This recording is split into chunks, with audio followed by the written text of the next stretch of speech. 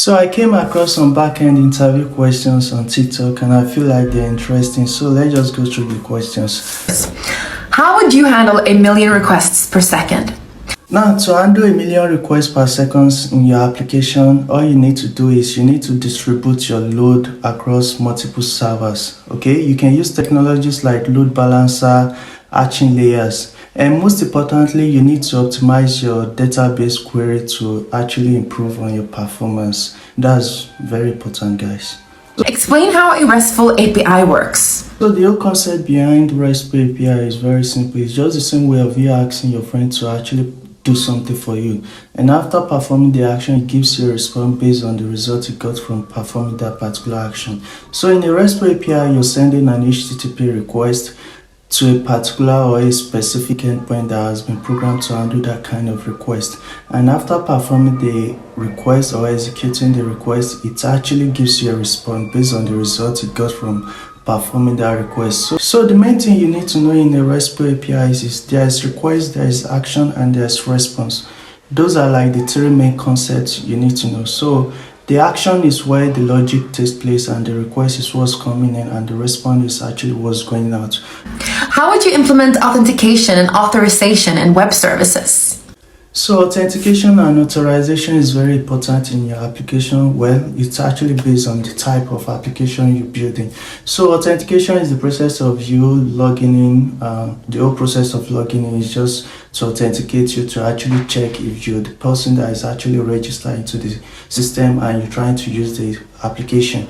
And authorization is you trying to access some particular resources within the application. So you can use technologies like JWT, which basically means JSON Web Token. And most people still use section authentication, but that's old.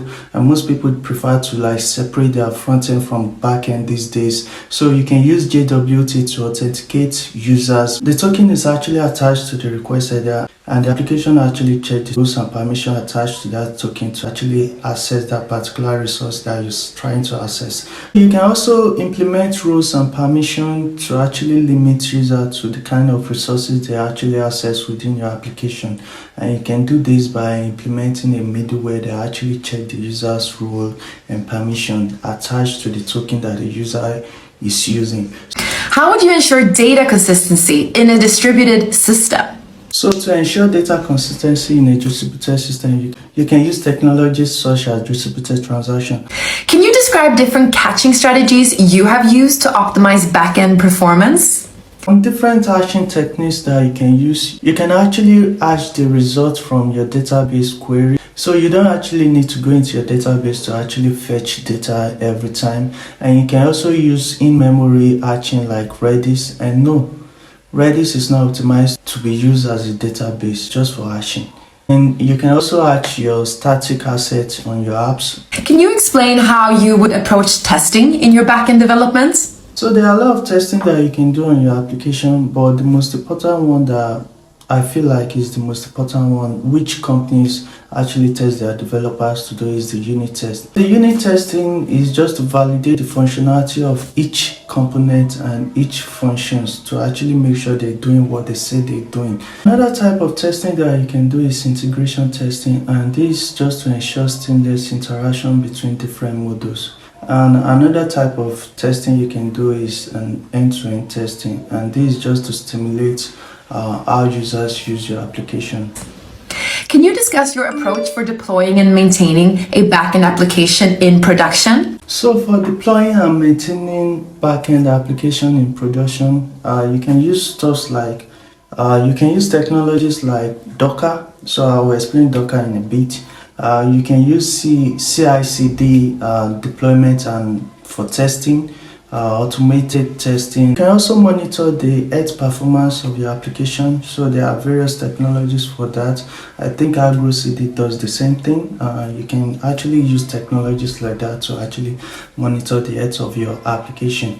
So what Docker does is let you build an image, and this image contains everything your application needs to work. So it has a parent image, it has your source code, it has some environment variables, everything that your application basically needs to work. So when you run this image, it turns into a container for your application, and the best part is you can actually share the image with your co-workers, and they can actually build the container from their own system. How do you handle error logging and monitoring in your applications? Error logging, you can just integrate some error logging libraries and just to monitor your errors. Can you describe a time when you had to troubleshoot and solve a performance issue? Troubleshooting on production, you need to be very careful because you don't want to bring the whole production down. So to do this, first you need to actually identify some potential dangers when you actually put your app into production. And there's one time we built an app that supports 5,000 users, but when we got to production, about 100,000 users signed up, and this leads to a lot of performance issue. So you need to actually optimize your database query. This is very important, guys. For example, you're trying to fetch about 10,000 records at a time from your database. This will be very slow and it will lead to performance issue. You need to actually check against this even before you push your application into production. So another thing that you can do is you can actually analyze your error logs and actually check where the error is coming from.